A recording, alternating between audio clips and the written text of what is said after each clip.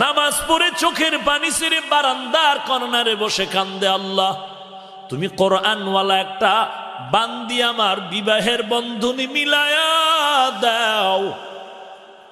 আল্লাহ তাআলার কাছে দোয়া কবুল হয়ে গেল। বিবাহের বন্ধনে এক গরিবের সন্তান সন্ধান পেল, কোরআনওয়ালা নারী, বিবাহ হয়ে গেল। এখন এই বউ নিয়ে পর্দা রক্ষা করে চলবে, পর্দা নাই।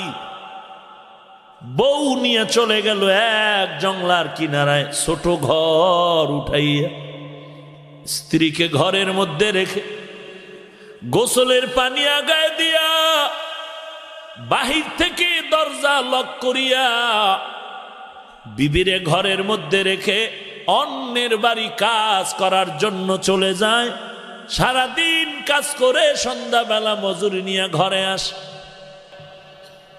আজকে জুমার দিন, যুবক বলে আজ আমার কোনো কাজ নাই, পবিত্র দিন, আমি জুমার নামাজে সবার আগে মসজিদে যাব। সবার আগে গেলে বড় সওয়াব। আল্লাহর বান্দা রেডি হয়ে গেলেন, অপেক্ষা নামাজে যাবে। আজানের ধ্বনিটা কানের মধ্যে যখন স্পর্শ হয়, যুবক ঘর থেকে বেরিয়ে নামাজে রওয়ানা। বিবি ডাক দিয়া কয়, স্বামী আমার কোথায়? বলে নামাজে যাই। দাঁড়াও, নামাজে যাও, কোনো বাধা নাই, তবে একটা সমস্যা।